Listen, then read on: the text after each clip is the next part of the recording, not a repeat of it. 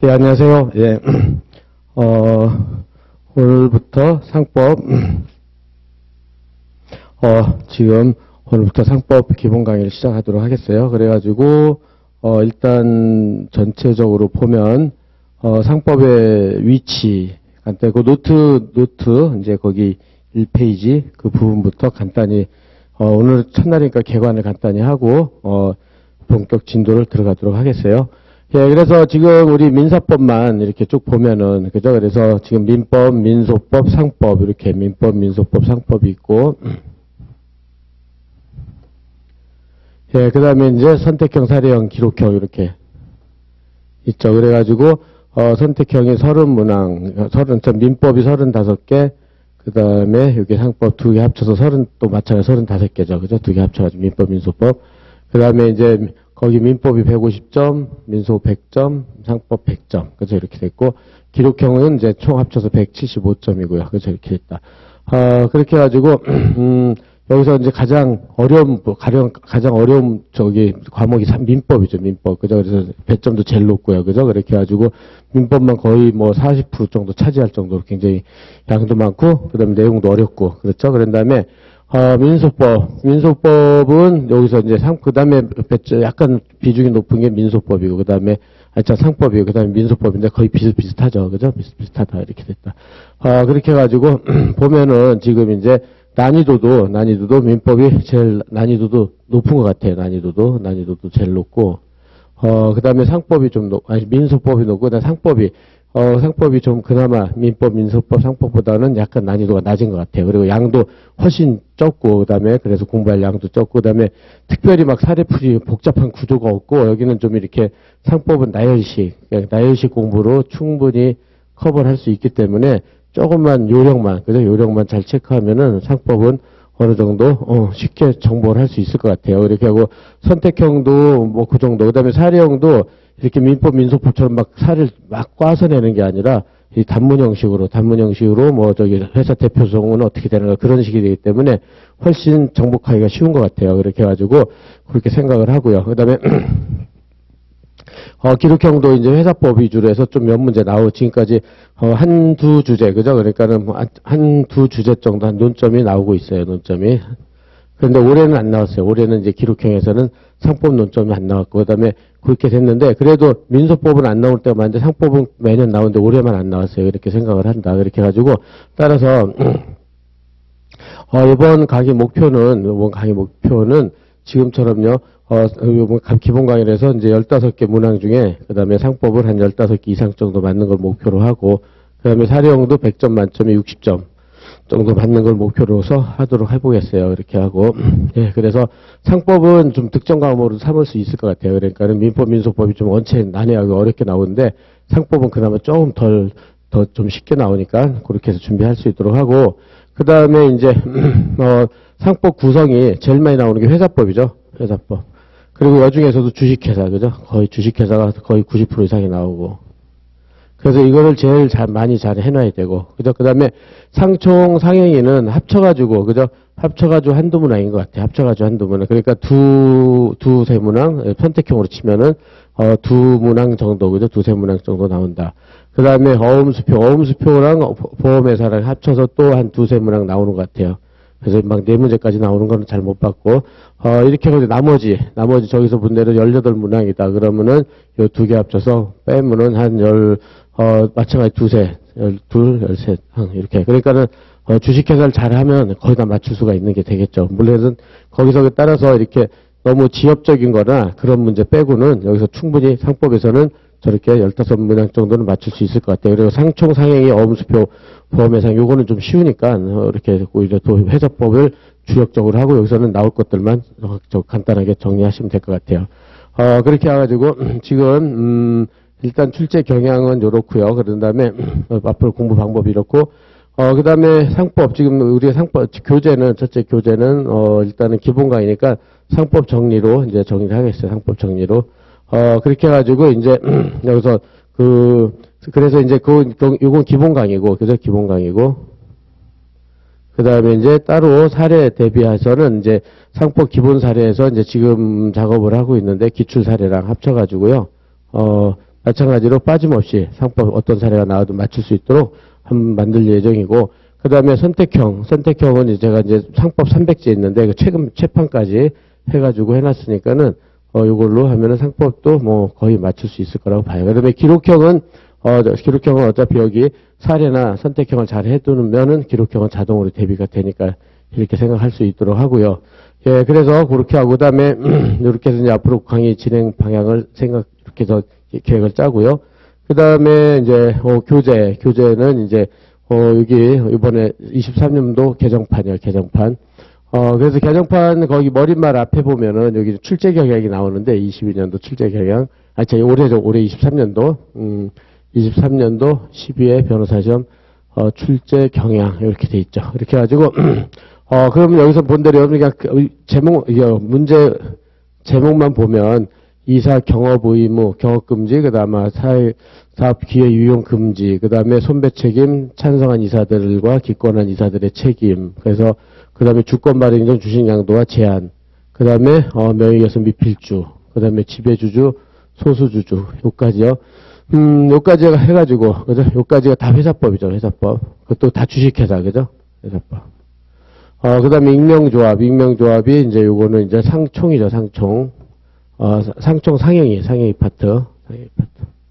했었고, 그 다음에 여기서 이제 상총 상행위, 그 다음에 여기서 이제 배서금지, 여기는 어음이죠, 어음. 해가지고, 그나마 이제 15점, 총 100점 중에 얘네들이 35점이니까 회사법에서 한 65점 나온 거죠, 그죠? 여기서 두 개가 35점, 이렇게 해서. 그나마 상총 상행위 어음수표 조금 많이 나온 거예요, 그죠? 이렇게. 그런데, 보면은,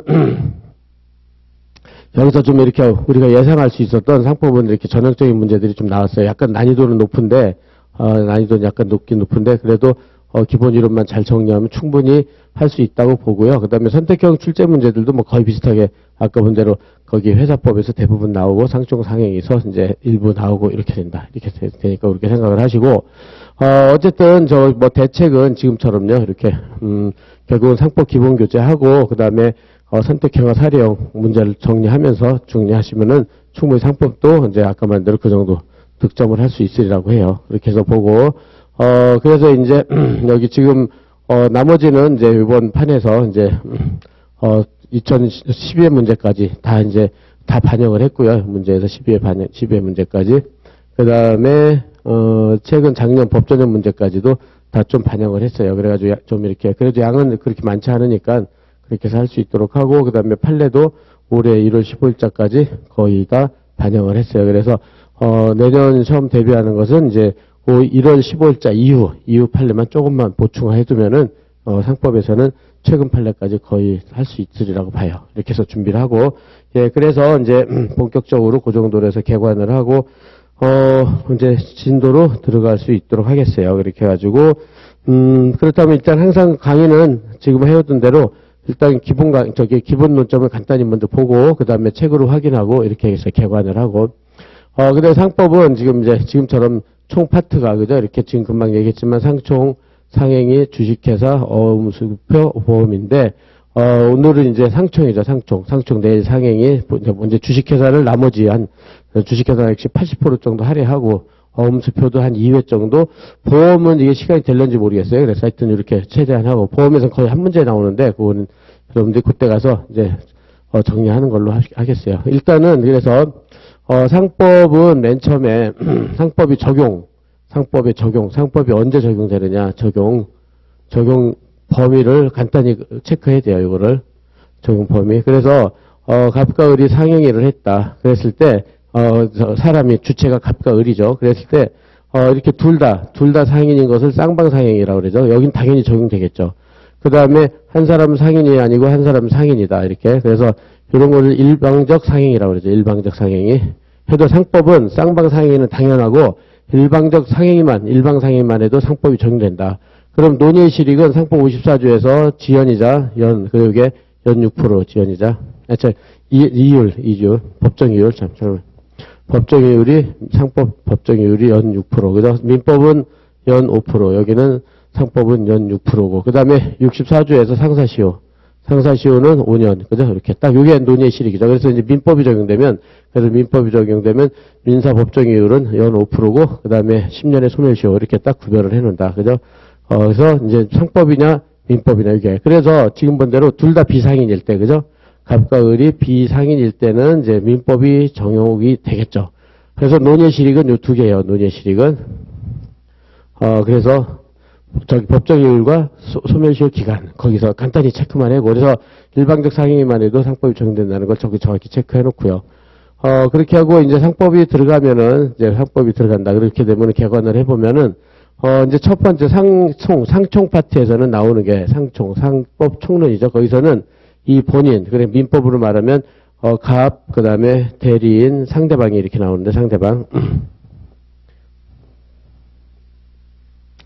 예, 그래서 여기서 본인이 이제 상인에 해당되겠죠. 본인이 상인에서, 그래서 상인이 상법 총칙에서 어떤 상인에 대한 총칙, 그래서 상인의 개념, 그 다음에 상인이 되는 시기, 그 다음에 상호, 등기, 영업량도, 이게 이제 상인에 대한 기본 쟁점, 상법 총론에서, 그죠? 상법 총론에서는 이렇게 5가지를 논의를 하고 있죠. 상법 총론에서는, 그렇죠? 이렇게.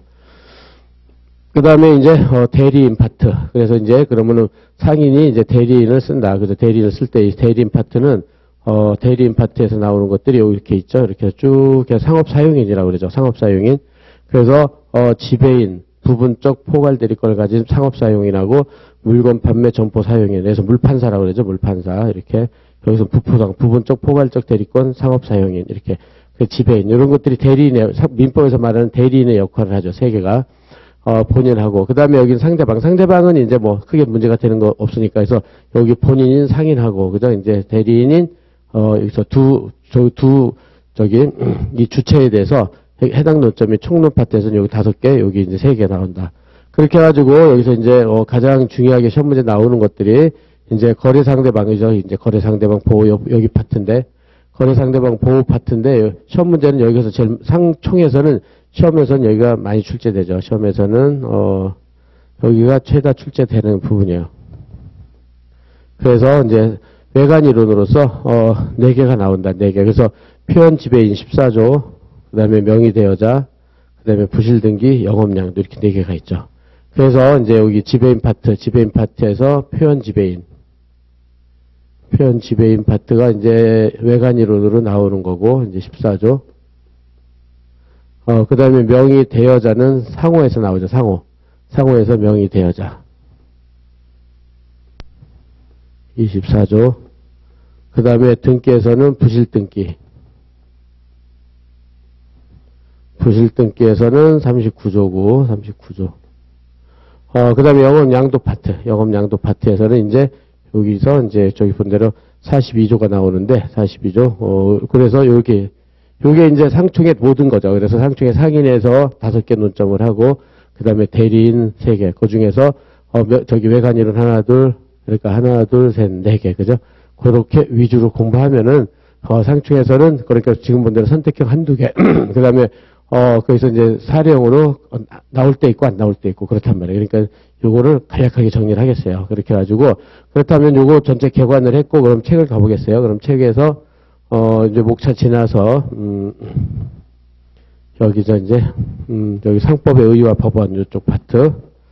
예, 그래서 책에서는 2페이지로 돼 있죠. 2페이지로 돼 있고, 여기서는, 이거는 저기 전자칠판 이렇게, 여기 이제 2페이지. 그러니까 여기로 가보도록 합시다. 지금 상법의 의의와 법원. 예, 지금 2페이지죠. 2페이지. 예, 그래서 이제 상법 1조부터, 뭐, 처음에 나오는 것보다 이제 1조부터 시작하는 거죠. 그래서 상법 적용, 법규, 이렇게 됐죠. 그래서 상사에 관해서 본법이 제일 우선 적용되겠죠. 그게 없으면 상관습법에 하고, 상관습법이 없으면 민법에 한다. 그래서 민법에서는 민사관습법, 민법관습법보다는 민법이 우선 적용되는데, 상관습법보다는 민법이 성관습법보다는 보충적으로 적용된다는 게, 이게 이제 가장 큰 특징이고, 혹시 시험에 나온다면은, 이게 이제 나올 가능성이 있어요. 상관습법이 민법보다 우선 적용된다. 선택형, 다른 모의고사에서는 거의 이게 나오는 것 같아요. 그렇게 해가지고 지금처럼, 상사법규 적용 순서에서, 그러니까 요거 뭐, 상사자치법, 정관, 상사특별법, 그 다음에 상법, 그죠? 이렇게, 그 다음에 상관습법, 그 다음에 이렇게 해서 민법관습법, 조리. 이렇게 되면 여기는 이제 민법 1조죠. 세 가지 민법 1조. 민법 1조에서는 민법전, 민사관습법, 조리인데 상법 1조까지 하면은 이제 상관습법이 우선이라는 거. 요거 하나만 잘 준비해 놓는다. 이렇게요. 순서만. 그래서 선택형 지문 하나 선택형 맞출 수 있도록 하고. 그 다음에 상법의 효력 적용 범위인데 상법의 효력 해가지고 일방적 상행이 지금처럼 이렇게 상법 3조에서는 일방적 상행이다. 그래서 당사자 중 1인 행위 아까 봤었죠. 쌍방 상행위는 당연하고 일방적 상행이죠. 당사자 1인 행위가 상행일 때는 전원에 대해서 본법 상법이 적용된다 하는 것이다. 그렇게 해가지고 상법은 원칙적으로 일방적 상행위, 그죠? 일방적 상행일 때는 일방적 상행일 때는 상법이 적용된다. 그죠? 그렇게 해가지고 일방한테 상행위가 되면 상이든 비상이든 모두 상법이 적용된다고 하고, 그 다음에 예외적으로 쌍방적 상행위. 그래서 예외적으로 쌍방적 상행위. 그래서 예외적으로 상인 간에 그러니까 둘 다 상인이어야 돼. 둘 다 상인일 때만 상법이 적용되는 게 있는데 그게 상사 유치권하고요. 그 다음에 매매, 공탁, 상사 매매, 유매 이렇게 해가지고요. 요거는 이제 선택형은 잘 나오는 것 중에 하나죠. 그러니까 요거는 좀 우리가 쌍방 상행일 때만 오직 적용되는 거. 쌍방 상행일 때만 오직 적용되는 건 두 개예요. 유매 해가지고 유치권하고 매매, 상사 매매. 그래서 앞잡다서 해놓으세요. 쌍방적 상행일 땐 유매다. 그래서 유치권하고 매매일 때만 쌍방 상행위가 되고, 이게 이제 선택형이 잘 나오는 것 중에 하나죠. 그죠? 이렇게 해서 나머지는 일방 상행위만 돼도 상법이 적용된다는 것. 이렇게 쌍방 상행일 때 적용되는 것은 오직 유매, 유치권, 매매밖에 없다. 이렇게 딱 준비를 해놓고요. 그 다음에 논의의 실익은 아까 본 대로 이제 논의의 실익은 여기죠. 그래서 상법이 적용되면은 법정일은 연육분, 그죠? 법정일은 연육분이고, 그 다음에 상사지효는 연 5년이다. 그죠? 이렇게 64조. 그래서 54조, 64조 딱 준비해 놓고요. 그 다음에 요거는 이제, 판례, 여기에 관련된 판례인데, 대부분 교과서에서 요 파트에서 나오는 판례죠. 그래서, 판례는 상법 3조에 따라서, 이제 당사자 1인 행위가 상행일 때 전원에 대한 상법이 적용된다. 그리고 일방적 상행위만 상법이 적용된다. 따라서 당사자 일방이 수인인 경우, 그중 1인에게만 상행위가 되더라도 전원의 상법이 적용된다. 요거는 의회에서 한 거죠. 쌍방 57, 요거, 상법 3조의 문제. 근데, 자, 보아, 상인이 아닌 자와 공동 차입한 차용금 채무. 그래서 상인 아닌 자와 상인인자. 그죠? 상인 아닌 자, 상인인자. 그죠? 이렇게 해서 상인 아닌 자와 상인인자와 공동 차입한 차용금 채무도 모두 상사 채무로서 상법이 적용되죠. 따라서 5년의 상사 소멸시효가 적용된다는 것이다. 그래서 여기도 상인 아닌 자와 플러스 상인인자 이렇게죠. 상인인자 하고 합쳐서 공동 차입을 했다. 그랬으면 당연히 상법이 적용되죠. 일방적 상행이니까. 그죠? 이렇게 해서 이거는 선택형 대비 간단히 대비해 놓고요. 그 다음에 보통거래 약관의 구성력. 이것도 뭐 처음에는 여기 아무것도 안 달려 있다는 것은 한 번도 선택형 지문도 안 나왔다는 거예요. 그러니까 간단히 보세요. 그래가지고 보통거래 약관이다. 보통거래 약관은 대기업이 그죠? 전형적인 계약서를 작성해서 일반 고객이랑 계약을 체결하는 거죠. 그래서 약관규제법에서 규율을 하고 있죠. 그죠? 그래서 뭐 보험계약이라든지 자동차 계약이라든지 그 다음에 뭐 병원 계약이라든지 이런 것들이란 말이에요. 그죠? 따라서 여기에 대해서는 그런 지금 본 대로 그런 약관인데 계약이 관할의 합의를 유무, 그 다음, 합의 유무를 불문하고 당사자를 구속하는 근거가 무엇이냐. 그래서 이건 민법이나 상법이나 다 똑같은데, 그래서 판례를 보면은 보통 보험 약관, 대기업이 이제 일반 고객과 전형적인 계약서를 작성해서 거기에 대해서 거기서 계약서를 작성해서 계약을 하는 것이 약관에 의한 계약인데 그래서 보통 보험 약관이 당사자 구속력을 갖는 것은 그 자체가 법이라는 건 아니에요. 법규범이기 때문이 아니라 보험계약 당사자의 계약 내에 포함시키는 합의를 하였기 때문이다. 합의. 따라서 여기서 본 대로 당사자 사이 보통 보험 약관 계약 내에 포함시킨 보험계약서가 자역성됐다. 보험계약서요. 그죠? 보험도 약관이죠. 이때 계약자가 보험약관 내용을 알지 못하는 경우도 약관의 구속력은 배제할 수 없는 것이 원칙이다. 다만 당사자의 명시 약관에 의해 달리 약정할 때는 약관의 구속력은 배제된다. 이렇게 돼가지고 지금처럼요. 보통 보험약관을 포함한 보통계약서 작성 이거 계약을 했죠. 계약을 했으면 구속되고 그 다음에 명시적으로 약관에 관하여 달리 약정을 했다. 그랬더니 약관 구속력이 배제되죠. 그래서 계약을 했으면 구속되고 계약을 안 했으면 구속되지 않는다는 것. 그래서 그런 걸 계약설이라고 그래요. 합의 계약설. 그죠? 따라 둘로 나눠가지고 계약을 했으면 구속되고 아무리 내용을 알지 못한다 하더라도 계약을 안 했으면 이거는 구속되지 않는다. 이 정도로 해서 이것도 선택형 대비 하나만 간단히 체크해 두시면 될 것 같아요. 그죠? 계약을 했느냐, 안 했느냐. 이 정도로 해서 이제 요것도 간단히, 여기는 완전 총론이죠. 그렇게 하고, 여기서 선택형 대비하는 정도로만 체크할 수 있으면 충분할 거고요. 그 다음에 이제 아까 말한 대로 상인의 의의, 그죠? 상인의 의의 파트로 들어가 볼 수 있도록 하겠어요. 아까 상인. 상인 맨 처음에 나온 상인의 개념과 의의죠. 상인의 개념과 의의. 예, 그래서 여기서도, 또 마찬가지 노트를 간단히 개관을 해보면, 노트 다음 페이지에서, 이제 상인은 이렇게 당연 상인과, 여기서 당연 상인 있고, 그 다음에 여기서 이제 당연 상인이 있고, 의제 상인이 크게 나눠지죠. 의제 상인하고 당연 상인하고 크게 나눠진다. 그래서 의제 상인. 그래서 이건 개념 정리만 하면 돼요. 개념 정리. 여기서는 뭐 시험에 나오는 것도 거의 없기 때문에, 개념 정리만 간단히 된다. 그래서 둘 다 이제, 당연 상인도 이제 사람, 자연인이 있고 회사가 있죠. 자연인과 회사, 자연인과 회사가 있고, 그러니까 사람과 회사. 마찬가지로 이제 의제 상인도 자연인과 그 다음에 민사회사로 나눠지죠. 설비 상인은 이제 자연인이죠. 자연인과 회사로 나눠진다. 이렇게요. 여기 민사회사라고 그러죠. 그래서 상인으로 의제한다는 거니까, 그죠? 그래서 개념 정리만 해두고요. 그 다음에 여기서 당연 상인의 개념이 뭐냐. 당연 상인은 일단은, 여기서요, 자기 명의로, 그 상인이 자기 명의로 해야 돼요. 그 다음에 46조 기본적 행위를, 46조 행위. 그 다음에 영업으로 하는 거 하고, 그 다음에 세 번째, 네 번째, 그 다음 해본 영업을 위하여 하는 거 하고. 이건 47조죠, 47조. 예, 그래서 영업을 위하여 하는 것을 당연 상인이라고 한다. 자기 명의로 기본적 상행위를 영업을 위하여. 이렇게 돼 있죠. 그러면은, 저기서 이제 처음 나왔으니까는, 그러면 여러분들이 조문 가져왔어요? 조문 간단히 확인해 봅시다. 조문으로. 그러면은 46조하고, 처음 나왔으니까, 요게. 46조 보면은 기본적 상행위가 쭉 나와요. 기본적 상행위. 그죠? 딴 거는 뭐 아까 앞에 분 안 봐도 되는데, 그래서 상법에서는 너무 조문에 함몰되지 말고요. 그러니까, 그러니까 조문에 무지무지 많잖아요. 몇백 조잖아요. 막 600조 이렇게 되는데, 조문에 함몰되지 말고 상법은, 제가 보기에는 상법은, 주변에서는 법조문을 잘하면 된다 이렇게 되는데, 이거 따라가다 보면요. 공부를 못해요. 이거는. 내가 보기에는. 그거보다 그냥 상법의 기본 이론. 기본 이론을 철저히, 그 다음에, 요걸 갖다가, 이렇게, 풀이 구조로, 그죠?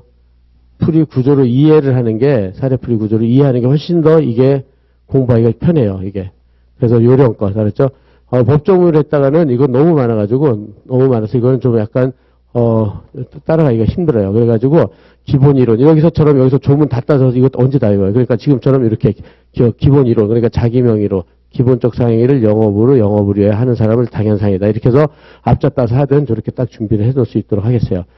그래서 기본적 상행위가 46조에 나오는데 거기 46조를 보면 기본적 상행위 이렇게 되어 있고요. 영업으로 하는 다음 행위를 상행위라고 한다. 그래서 영업으로 나오잖아요. 그래서 다음 행위를 하는 상행위라고 한다. 그렇게 해가지고 거기서 본 대로 1호부터 22호 22개가 있어요. 22개.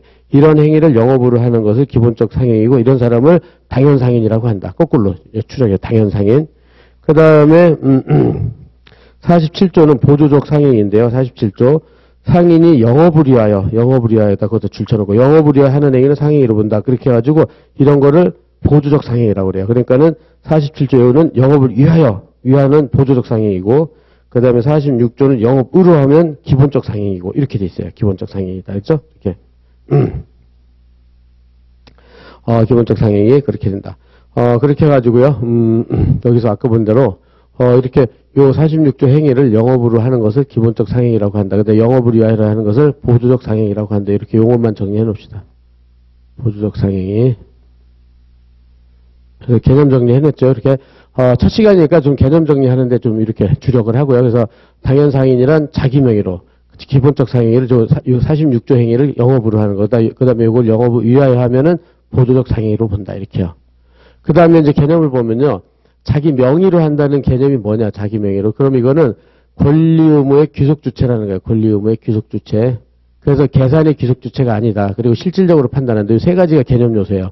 계산, 자기 권리 의무 귀속 주체고 계산의 실질적 판단한다. 그래서 본대로요. 그러면 우리가 여기서 본인이 상인이라고 그랬잖아요. 상법은요. 민법은 비상인이고, 그죠?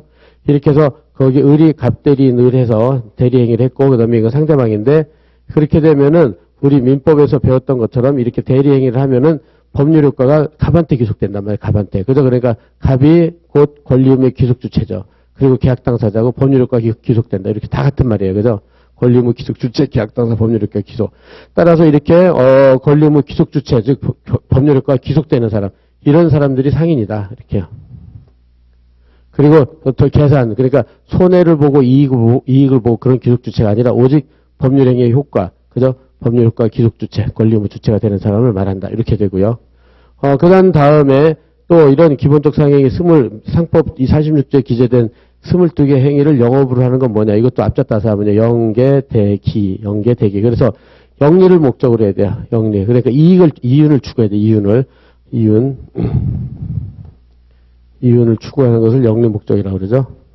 그 다음에 계속성이 있어야 돼요. 그래서 일시적으로 하고 말아버리면 안 돼. 뭐 장사 한번 열었다 끝내버리면 안 되고, 그 다음에 영계, 계속성, 그 다음에 대외적으로 다른 사람들이 저거 영업으로 장사하는 걸 알아야 돼요. 그리고 좀 더 어느 정도 규모성이 있어야 돼요. 기업성이. 단지 임금 받을 목적으로 했다. 그런 건 안 된다는 뜻이에요. 그래서 영계, 대기, 이렇게 기업 요소, 요소를 이렇게 영계, 대기로 해놓을 수 있도록 해보세요. 그 다음에 이거는 자연인이고, 그 다음에 이런 거를 갖다가 회사가 한다. 회사가 하면은 상사회사라고 한단 말이에요. 그죠? 당연상에는 자연인과 상사회사. 그죠? 자기 기본적 상행 영업으로 위하여 이렇게 하는 사람을 개인은 당연사행, 상사회사도 당연상인이라고 한다. 이렇게 개념 요소 잡을 수 있겠죠. 그렇게 해가지고 책에서 보면은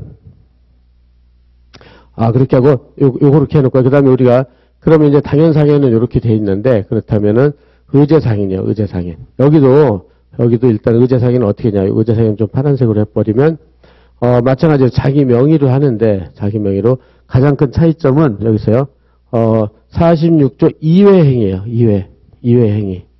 46조 2회 행위. 47조, 요건 아니고요. 46조 2회 행위. 요거는 저기고. 그래서 자기 명의로 46조 2회 행위를 하는, 2회 상행위를 하는 것을 말하는데, 그거를, 첫 번째, 여기도 마찬가지로, 여기 3번으로 합시다. 영업으로 하는 게 있고, 똑같이요. 그 다음에 네 번째, 영업을 위하여 하는 게 있어요. 영업을 한다, 영업을 해. 이렇게 돼가지고. 그렇게 해가지고, 영업을 위하여. 그래서 요것도, 이렇게 해서, 여기다 좀 붙여놓고요. 여기 약간 이렇게 돼 있는데, 그래서 차이점은, 당연상인하고 차이점은, 가장 큰 차이점은 지금 본 대로요. 저기는, 46조 행위, 그죠? 이 기본적 상해를 영업으로 하거나 영업을 위하여 하는 것이고, 그러나 여기서는 저기 의제상에는 46조 2회 행위를 영업으로 하거나 영업을 위하여 하는 거예요. 그래서 영업으로 하는 건 똑같이 연계되기, 영리, 계속적, 대외적 인식 가능성, 기업성 이렇게 있어야 된다는 뜻이에요. 그렇게 해가지고 이렇게 네 개로 똑같이 정리를 해놓을 것. 가장 큰 차이점은 요것밖에 없는 거죠. 46조 2항 행위를 하느냐, 아니 46조 22개 그걸 하느냐, 그거 2회 행위를 하느냐, 이 정도 차이예요. 그 다음에 여기다 개념 요소로 상인적 설비가 있거나 상인적 방법을 해야 된다. 요거는 이렇게 잘라가지고 이렇게 4개 이외에 더 추가되는 거죠. 4개. 설비 상인. 그렇게 하고 민사회사. 그 다음에 상사회사가 아니라 민사회사는 이렇게 본대로 저기는 상사회사고 여기 민사회사죠. 여기는 의제상인으로 보는 거예요. 의제상인으로 본다. 이렇게. 이 정도로 해서 판례는 이렇게 좀 다시 체크하기로 하고 그죠 이렇게. 그래서 큰 차이점. 그래서 당연상인하고 의제상인만 구별할 수 있고 요것만 알고 있고 뭐 시험에 그렇게 많이 나오는 게 아니니까 개념 정리만 해볼 수 있도록 합시다. 그래서 가보면 이제 지금 본 대로 요건 아까 노트에서 본 도표니까 요 정도로 하는 걸로 하고 그럼 여기서부터 책으로 정리해 보겠어요. 그러면은 당연상인이란 아까 말한 대로 어떻게 했냐면은 개념 요소가 자기 명의로 해야죠. 그 다음에 상행위가 이제 아까 46조 2항 행위죠. 아니 46조 22개 행위. 그 다음에 영업으로 하거나 또는 영업을 위하여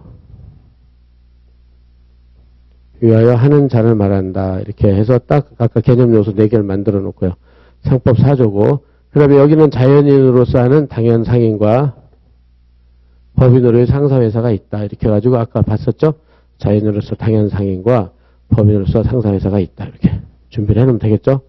그 다음에 자기명이란 개념 요소. 그럼 분석을 해보면 자기명이란 무엇이냐? 자기명이란 여기서 본 대로 권리의무의 기속주체. 그죠? 권리의무의 기속주체. 그 법률효과의 기속주체가 돼야 돼요. 그죠? 이렇게 해가지고 첫째, 갑대리인을 해서, 그죠? 갑대리인을 해서 대리하거나, 갑대리인 대리하거나 또는 갑법인 대표이사을 해가지고 대표항의를 하거나 하는 경우, 저의 권리의무는, 권리의무는 아까 본 대로 본인, 갑이나 갑법인한테 기속된단 말이에요. 이렇게 기속되니까 자연인으로서 자연인으로서 갑이나 법인, 그죠? 법인이 상인이 된다는 것이고, 그 다음에 두 번째로서는 명의대여.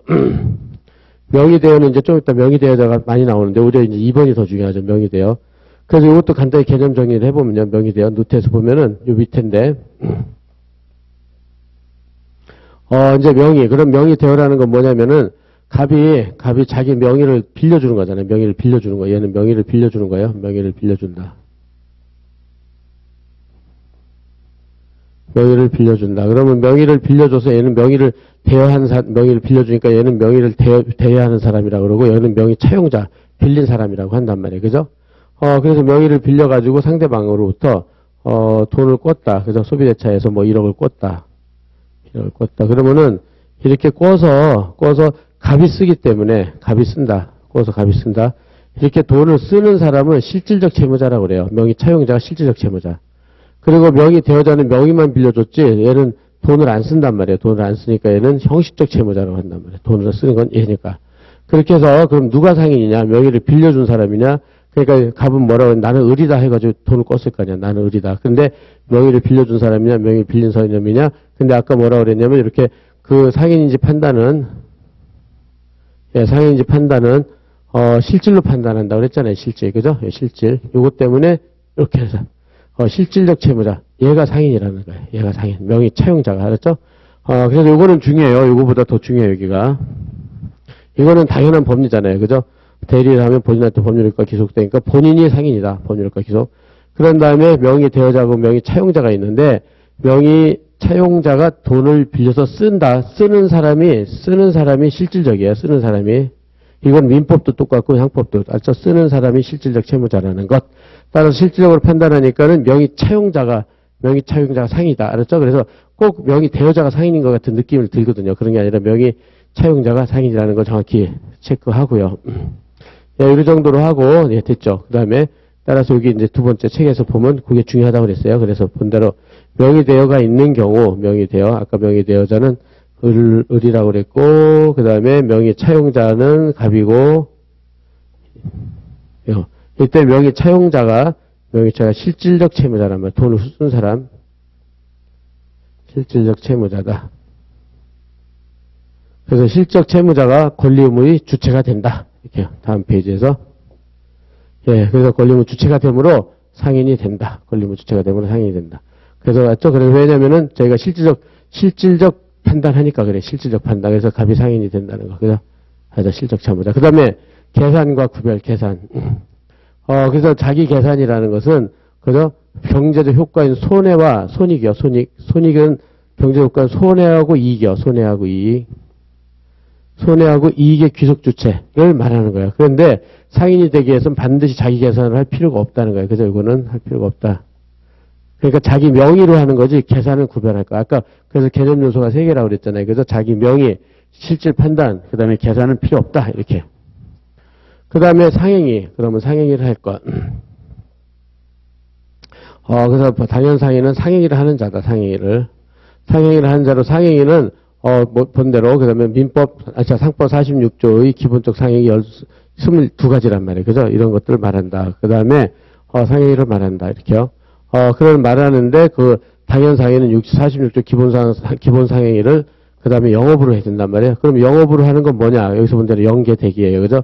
영리를 목적으로 해야 되고, 그 다음에 계속 반복적으로 해야 되고, 대외적 인식 가능성, 기업성이 있어야 된다. 그래서 요거 영계대기는 외워두고 영업으로 하는 거.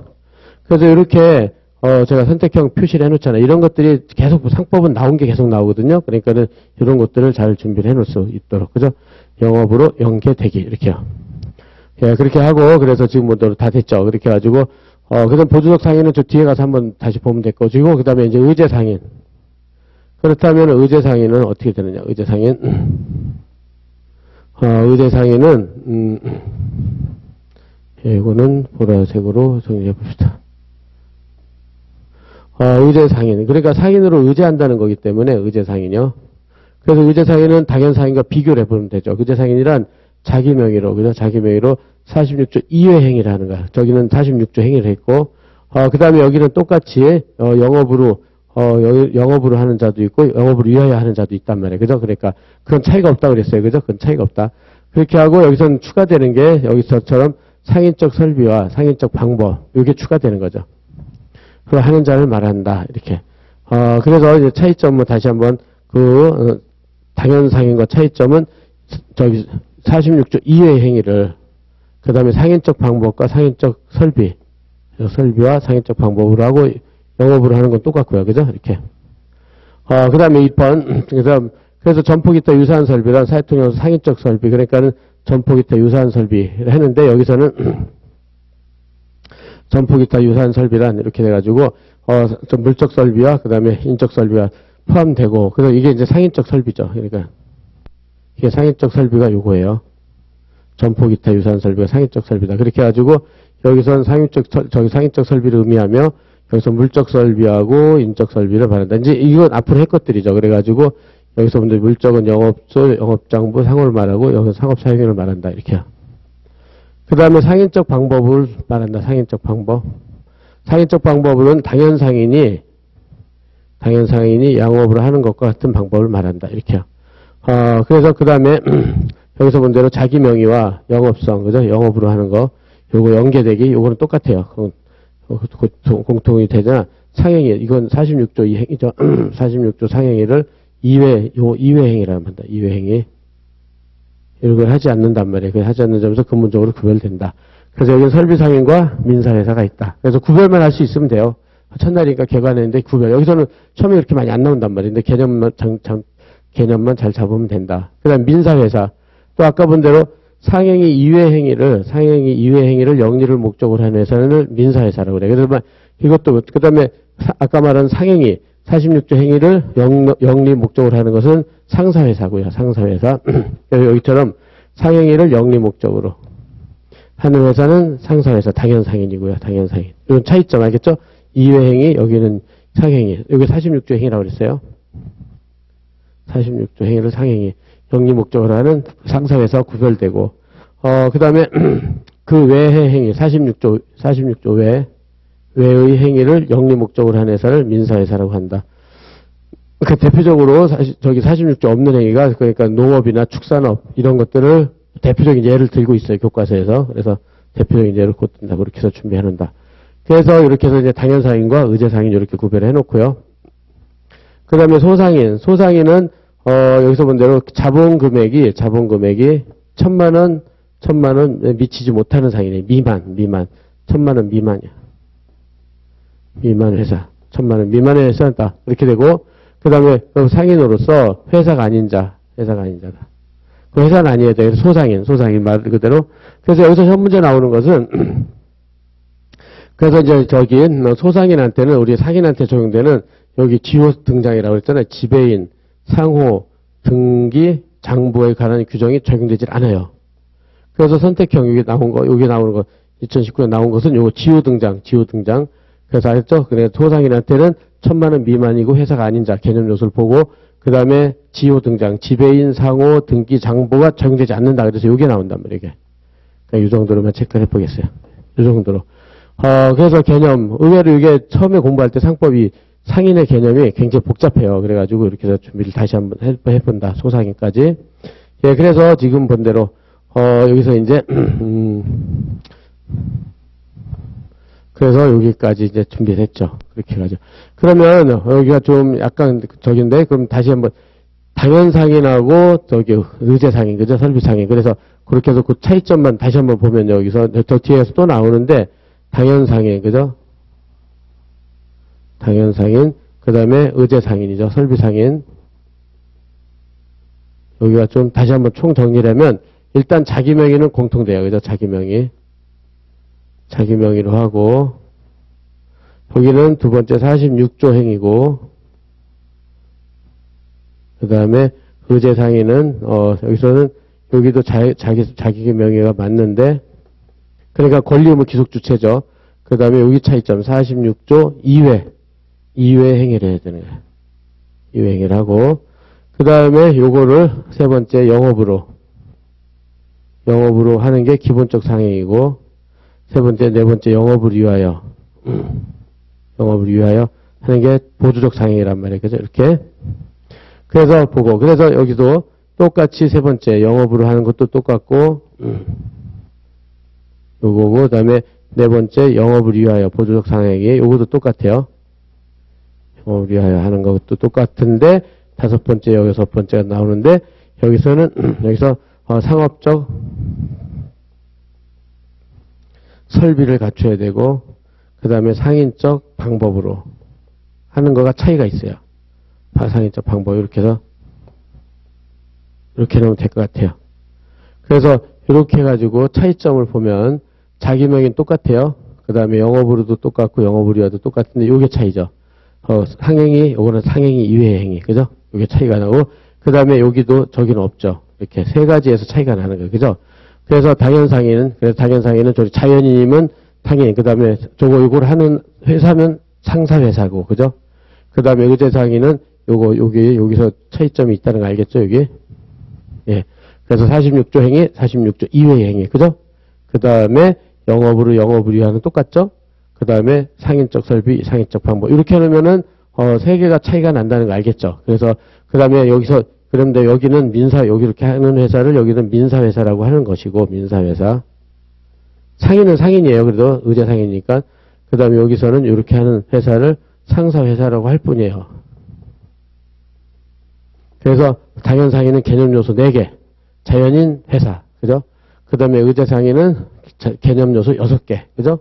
그래서 3개가 틀리고 3개는 동일하고. 그리고 영업으로 해서 연계대기는 똑같아요. 여기에서 연계대기. 여기서, 영업을 목적, 계속성이 있어야 되고, 그 다음에 대외적 인식 가능성, 기업성이 있어야 돼. 요거는 똑같다. 여기는 동일. 그죠? 여기는 동일. 그죠? 이렇게.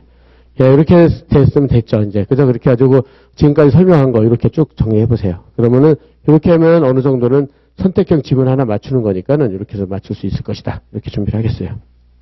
예, 그래서 보고, 그 다음에, 예, 그래서 상인은 이제 이렇게 한 번만 정리만 해보면 돼요. 아직 선택형에서는 그렇게 많이 안 나오니까. 그 다음에 오히려 소상인에서 나왔죠. 소상인. 그죠? 그러니까 아까 지호 등장. 그죠? 지호 등장 그렇게 체크하고요. 그죠? 요거만 안 틀리게. 요건 적용되지 않는다요. 않는다. 이렇게. 그 다음에 이제, 나머지를 봅시다. 그럼 이제, 그렇게 하고 여기는 핵심 체크. 그러니까 여기는 이제 거기죠. 꼭 중요 판례. 여기는 핵심 체크는 중요 판례들이 여기에 실려 있어요. 중요 판례들이. 꼭 봐야 될 것. 마지막에 이렇게 됐다. 그렇게 해가지고, 자기 명의 판단. 그래서 아까 본 대로,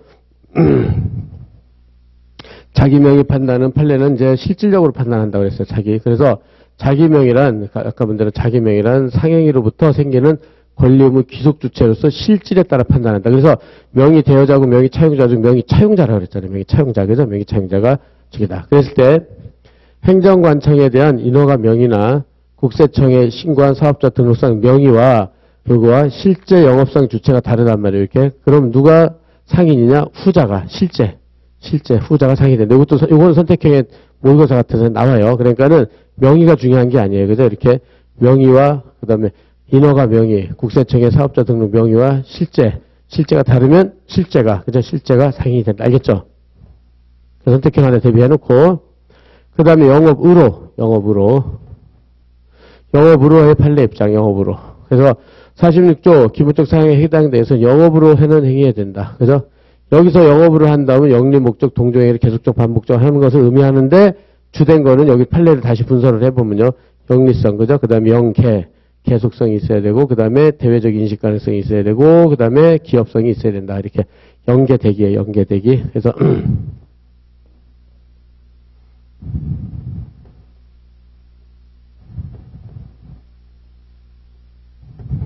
영리성이 있어야 되고, 계속성이 있어야 되고, 대외적 인식 가능성, 기업성이 있어야 되는 뜻이에요.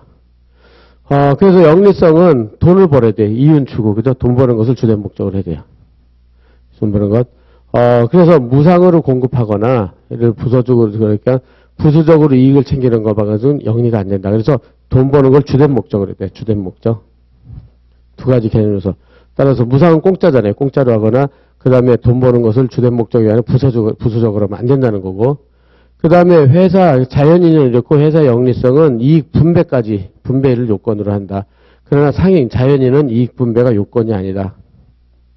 이것도 잘 나오니까, 그죠? 이익 분배. 회사는 이익 분배가 있어야 돼요. 그 다음에 개인은 이익 분배가 필요 없다는 거. 상인, 개인은 이익 분배가 필요 없다. 그래서 이렇게, 요건이 필요 없다는 것. 그래서 이렇게 해가지고 영리성, 이렇게 준비를 해놓고, 그 다음에, 알았죠? 요거 주의하세요. 이렇게.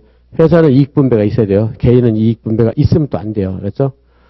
따라서, 공법인도, 이익 분배를 하면은 영리성이 인정될 수 있다는 거. 이렇게 선택형 질문해 놓고. 그 다음에 계속성이랑 동종, 계속적 반복 의사가 있으면 최초행위라도 무관하고, 현실적으로 반복될 것을 요하진 않는다. 그래서 어쨌든, 같은 종류 행위에, 그 다음에 계속적 반복 의사만 있으면 된다는 거예요. 의사. 그래서, 계속 반복 의사가 키워드예요. 그래서 계속 반복하려는 의사만 있으면 돼요. 의사. 요거요. 따라서 최초행이라도 되고, 그 다음에 반드시 현실적으로 반복될 건 요하지 않고, 이렇게요. 그 다음에 영업 의사를, 이렇게 계속적 반복이란 영업 의사를 외부에서 객관적으로 인식할 수 있으면 된다. 그래서 밖에 있는 사람들이 객관적으로 인식할 수 있으면 대외적 인식 가능성.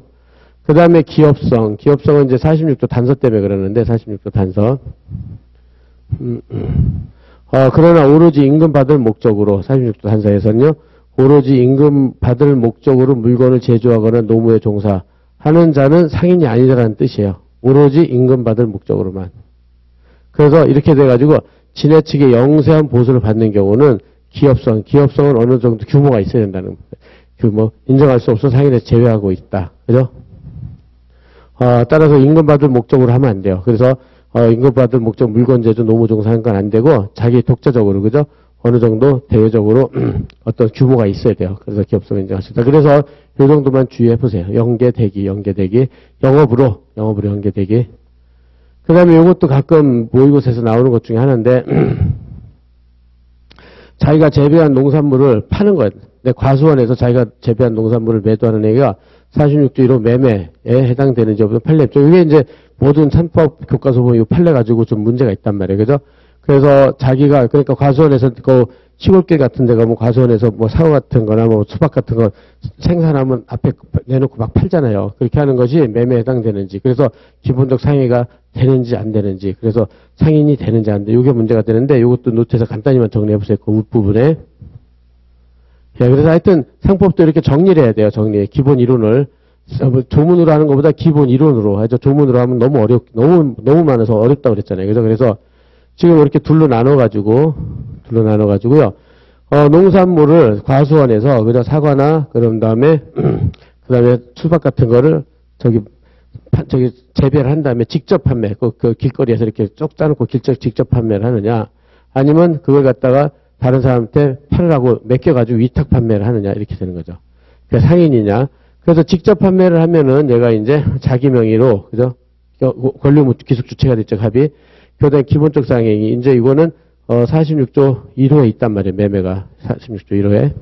그 다음에 영업으로, 연계되기가 인정된, 자기가 직접 하니까 연계되기에 대해서 상해성이 여기는 인정이 되는 거예요. 직접 판매하면. 이렇게.